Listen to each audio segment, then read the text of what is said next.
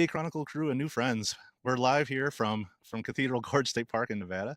You can see the beautiful rock formations behind us made of bentonite clay. And this is 6 things we're adjusting to with a nomadic van life. Number 1, limited space with our stuff and with each other. And every time you have to get in, you're inside the van together, especially with the 3 dogs. And you need to go from, say, somebody's standing at the refrigerator and someone needs to go to the front to get something or the back. And you have to kind of maneuver around each other like that. So I would definitely say the space. I do wish there was a little bit more maneuverability. Can you imagine how much less space we would have if it was fully built out with a kitchen I know. and a cooking area, which is a kitchen, and a bathroom, et cetera, et cetera? I mean, Yeah. that was one of my main gripes about getting a built out camper van is that you have a very narrow space to squeeze down, and I am not a small person. I won't expand on that. I have wide shoulders. It's not my belly. Number 2. So the number 2 thing that we wish we could change, getting in and out of bed. I don't know what the compromise would be here. If we slept east-west, that meant one of us would have to be crawling over the other one to get in and out of bed, which would be really bad for astronomy. Which I guess means you'd have to be sleeping towards the rear barn doors. And I would sleep towards the front. Other than that, I guess there's nothing we can do about it. We just have to figure it out or get used to it. It honestly doesn't bother me as much, and our heads are in the back. But if we go side to side, that would mean that somebody would have to travel over the other person to get in and out of the bed, especially at night if you have to go to the bathroom or if the dogs have to go to the bathroom. So I do think that this is the best way for us to sleep is from back to front. So then you're just like scooting down the bed or scooting up the bed. To be honest with you, I'm not a light sleeper, so it doesn't really bother me that much. Number 3 is we didn't bring the things that we should have brought with us that we already had before we left. Yes. And so now we have to either try to get it shipped and dug out of wherever we stored it, or we have to buy it new or used somewhere. So dollar store, TJ Maxx, all the good stuff, Amazon, of course. Actually, that's probably something we should add is the probably inconvenience of not having a permanent address to ship things to. But we've been in the same location for a little while, so we've been lucky enough to now have stuff shipped to this location. More to come. Yeah. And more to come because I've thought of, on my way out to this gorge, This gorge, I have thought of a few things and I'm like, oh, I really need to get that before we leave. Fold-up table would be nice, I think. Some hiking sneakers. Okay for you, but I think we could use a fold-up table to do stuff on because like right now, the picnic table here and in general, they're not exactly movable and they're not necessarily close to the power pedestal. I think a folding table would be really nice to have. 4, and this applies mostly to me because I'm primarily responsible for taking the things out that we need, setting up camp, and then breaking it down whenever we move. And if you move frequently, that means you're doing it every day. Like even if I just want to leave this campsite for a couple hours, I still got to unhook the power. I got to unhook the ladder from the side. And obviously I want to pack some of our stuff away because while I would like to believe in humanity, I don't trust anyone.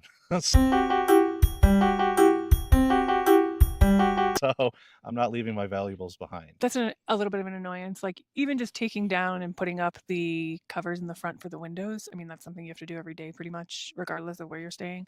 Definitely have to make the bed. Pretty much, you definitely have to keep the van organized, and every day you have to put everything away. You can't just be leaving stuff out and let it pile up because there's not a lot of space. So I guess that could be a benefit too, is that it's keeping you Minimal. more organized.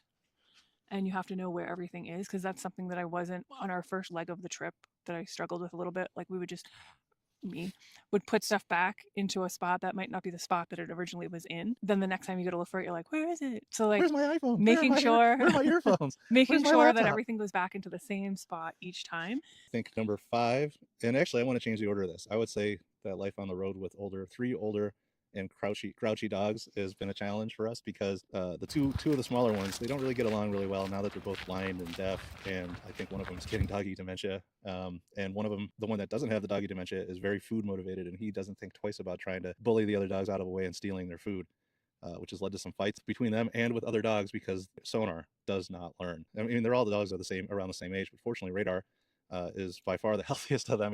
He sees fine, he moves fine, he overall is a pretty chill dog.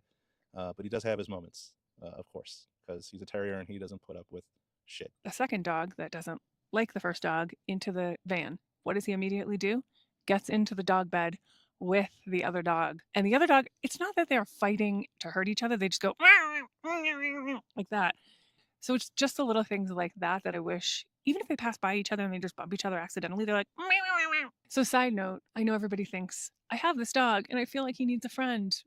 I would say 99% of the time, they do not want a friend. Not in our experience. Not in our Not with older experience. dogs. Our friend has a dog, and they're saying the same thing. They just kind of tolerate each other like roommates or step siblings. Yeah. Damn.